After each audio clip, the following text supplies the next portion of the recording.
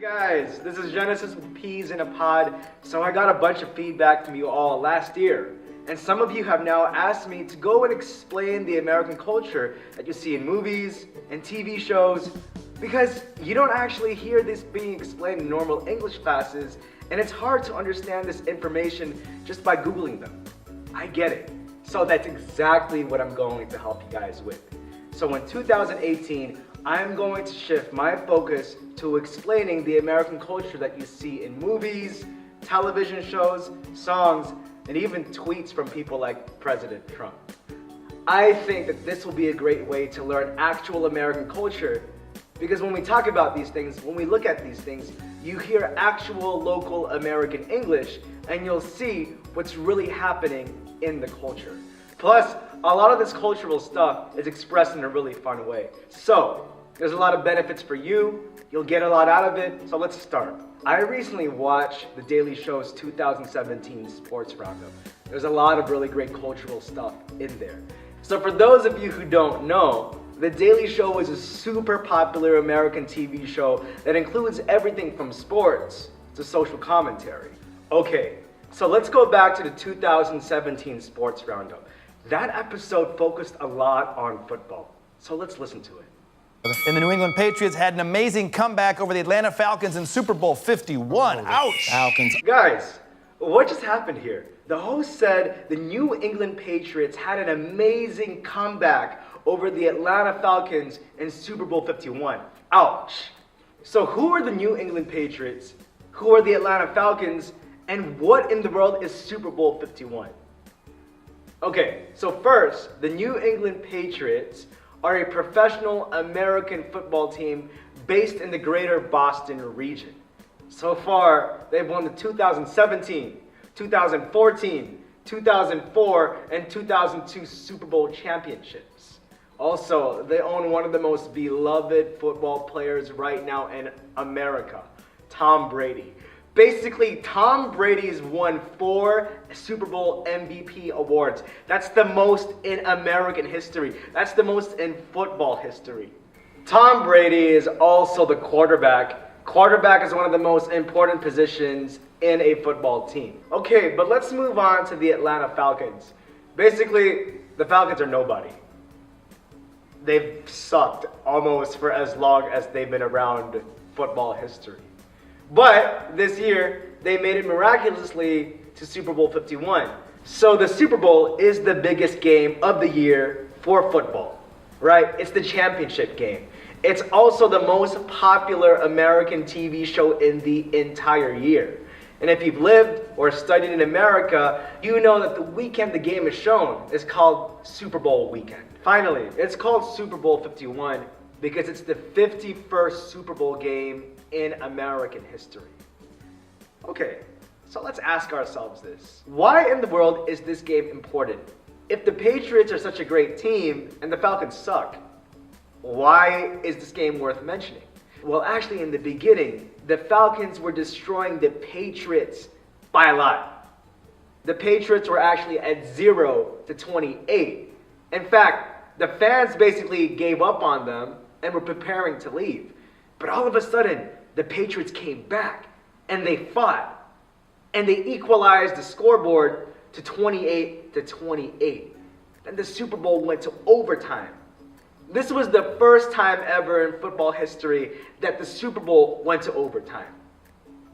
And then after it went to overtime, the Patriots killed the Falcons, destroyed them, demolished them. That was a turnaround. So when you think about it, Super Bowl 51 was really a game when the Blacksheep, or like the team that's bad, or the Blacksheep is really a term that we use for people or for groups that are a really bad example. They're just the losers, nobody likes them. Those are the Falcons. The Falcons were the black sheep that miraculously made it to the Super Bowl to play against the Giants. They almost beat the Giants, but then the Giants came back, turned around the game, and showed the Falcons their power, and not just the Falcons, but the entire world. To mention again, this is the game where Tom Brady won his 4th Super Bowl MVP award. I also think that basically the Super Bowl is an unofficial American holiday. In a sense, The Super Bowl is to us Americans what the Olympics are to the whole world. But let's ask ourselves, why is football so fascinating to Americans? Well, I want to tell you guys something that I read, which I feel like helped me understand even my own feelings about football. It's from Kelsey Farrows, who writes for Odyssey. She wrote, "We fought with our team. We won with our team. We lost with our team. We were a family because of our team." I'd also like to add that lots of Americans grow up as children talking about football and supporting and even playing for the same teams that their parents and sometimes even grandparents loved and played for.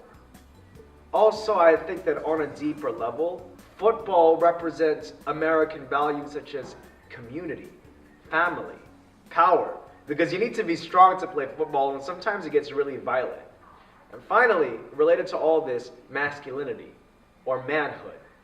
So in this sense, I feel like football is an all-American sport, which is something that's really American, something that really represents American culture. All right, so let's move on to a slang term that was mentioned in the show. Let's listen to it. It's hard because 2017, Roy, was a year that race and sport intersected like never before. No, there was one story. Michael Phelps raced a shark, and that had nothing to do with magical black women, nothing to do with wokeness, and nothing to do with race. Okay. So, the host just said, and that had nothing to do with magical black women, nothing to do with wokeness, and nothing to do with racism. What does wokeness mean? But wokeness means that you know the real problems that are going on, and more importantly, you know the truth behind them. This term is being thrown around in a lot of intellectual and cultural conversations, so I don't want you to feel left out when you hear it. Now, you might have noticed, wokeness actually has incorrect grammar. It's using the past tense of a verb, even for a present tense sentence. This is because what essentially makes American slang attractive or catchy is that it uses incorrect grammar or commonly used words in new ways. So, for example, you can use the word wokeness or woke in this way. Instead of saying, "That man's awake, he knows the truth," you can say, "Yo, that man's woke." Or, if you hear somebody say something that you feel like is really true, you can say wokeness. For example, I've got a professor friend from Princeton. He used to have a job as a professor, but he left it. It's really hard to get a job as a professor. But this guy left it because he feel like because of the extremely liberal culture in many universities, he actually feels like there's not much freedom of speech or even more freedom of thought. So, he basically told me something like, we as a country have championed freedom of speech and freedom of thought, only now we're destroying it. And to that I can respond, wokeness. I mentioned this because I think that there's a deeper layer to this episode, just like I think that there's a deeper layer to a lot of American casual conversations and even entertainment. Which brings us to our next point, that I think that the Daily Show in this episode is trying to keep you woke. And that's when they mention America with 3 Ks. And in today's America, and that's an America with 3 Ks, right, Roy? But in the show, they spell it as AMERIKKKA. Guys, they didn't make a mistake. There's a deeper cultural reason behind this.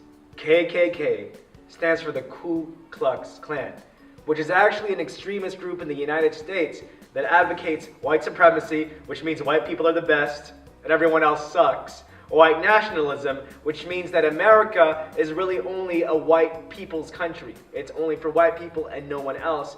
And related to that, anti-immigration, which means that we shouldn't let anyone who's not white into the country, or let's give them a hard time for doing it. So racism has been a big issue in America.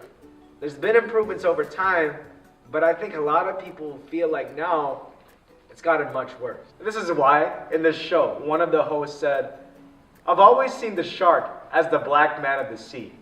Everyone makes so much profit off the shark's hard labor, but how much money does a shark actually make? Nothing." So, On the one hand, I think he's making funny jokes about a really sensitive topic. On the other hand, I think he's trying to point out that he still thinks that black people aren't being given their proper pay. You see, for many of us Americans, we think that racism has not disappeared. It's been hidden, it's been covered up systematically. That means a lot of different parts of society, powerful parts of society, are involved in the cover-up. But unfortunately now, we think it's much more obvious. Guys, thanks for joining us again. If you look at the description below, you'll see that I put in the link for the Daily Show's episode. Go ahead and check it out. I think it's fun, it's informative, and it's really only about 4 minutes long. Hey, thanks.